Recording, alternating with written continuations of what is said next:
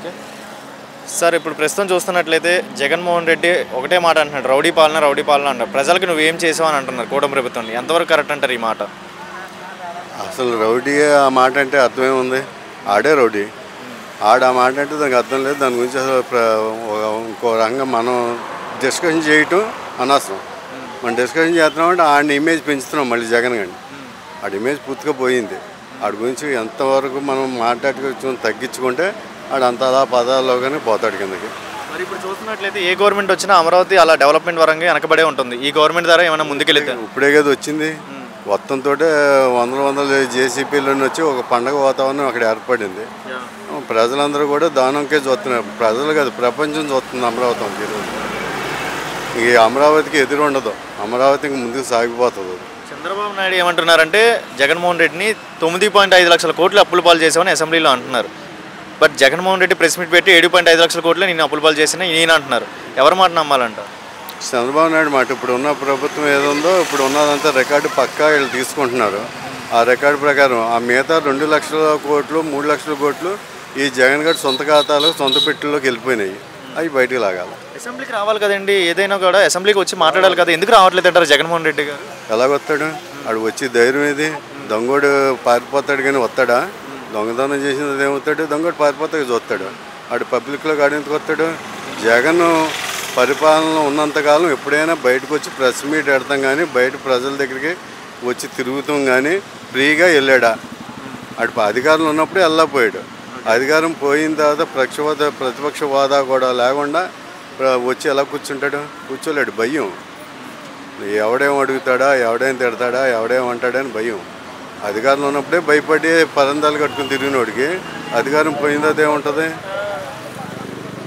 సరే, ఇప్పుడు కొన్ని రోజులు ఉచిత బస్సులు అనేది రిలీజ్ చేస్తున్నారు. అండ్ దీని మీద మీ అభిప్రాయం ఏంటి? అంటే సంక్షేమ పథకాలు కొంతవరకు మంచిదే. అది మితిమీరిపోతే మళ్ళీ ఇబ్బంది పడతాయి. ఆర్టీసీలు ఇప్పుడుగా లాసులో ఉన్నాయంటున్నారు. అది ఎంతవరకు లబ్ధి ఉపయోగపడుతుంది అనేది గవర్నమెంట్ అది ఆలోచించుకోవాలి. Okay sir, thank you so much. Sir, గతంలో జగన్ పరిపాలన చూశారు 5 ఏళ్ళు. అండ్ ఇప్పుడు కూటమి ప్రభుత్వం చూస్తున్నారు. చంద్రబాబు నాయుడు ఏమంటున్నాడంటే 9.5 లక్షల కోట్లు అనేది అప్పు చేశాడని చంద్రబాబు నాయుడు అంటున్నాడు. జగన్ ఏమో ప్రెస్ మీట్ పెట్టి 7.5 లక్షల కోట్లు నేను అప్పు చేశానని నేను అంటున్నాను. ఎవరి మాటలు నమ్మాలంట? ఏమండి, ఒకటి కూడా చెప్పుకోవడం కానీ చేసే పనులన్నీ చంద్రబాబు నాయుడు గారు బాగా డెవలప్ చేస్తాడు. చాలా నిదానం, తొందరపడే మనిషి కాదు, బూతులు తిట్టే మనిషి కాదు. ఆయనకు మళ్ళీగా అలాంటి మనిషి కాబట్టి వాళ్ళ ఇంత జనాభా ఇంత పరిపాలన చేస్తున్నాడు. పోలవరానికి నిధులు తీసుకొచ్చారు. అమరావతి 15 లక్షల కోట్ల రూపాయలు తీసుకొచ్చారు. ఇంకంతకంటే డెవలప్మెంట్ ఎవరు చేస్తారు? మరి 5 సంవత్సరాలు పరిపాలన చేసినప్పుడు ఆయన ఏం చేశాడండి? రోడ్లు పోపించాడా? లేకపోతే ఏదైనా ప్రజావేదిక పెట్టి జనాన్ని ఇది చేయించాడా? ఏం చేశారు? కూటమి ప్రభుత్వం వచ్చినాకే కదా అందరూ ముగ్గురు ఇదే 15 కోట్ల రూపాయలు పంపించారు. మరి మన ఆంధ్రాకే కదా పంపించింది. తెలంగాణ జగన్మోహన్ రెడ్డి అమరావతి గతంలో చేయలేదా డెవలప్మెంట్? లేదండి, చేయలేదు కదా. చేస్తే ఇంత ఇబ్బంది ఉందో మళ్ళీ 10 సంవత్సరాలు పరిపాలించేవాడుగా. మరి చేయకపోబట్టే కదా 10 సంవత్సరాలు మళ్ళీ ఇప్పుడు జనమందరూ ప్రజలందరూ మరి వ్యతిరేకం వచ్చి ఓట్లు ఇచ్చేసింది. ఒక 15 రోజుల్లో ఉచిత బస్సు అనేది పెడుతున్నారు. దాని మీద మీ అభిప్రాయం ఏంటి? పెడతారండి, కాదు టైం పడుతుంది కదా. ఇప్పుడు నిధులు కావాలా, డబ్బు మరి కేంద్రం నుంచి పంపించాలి కదా.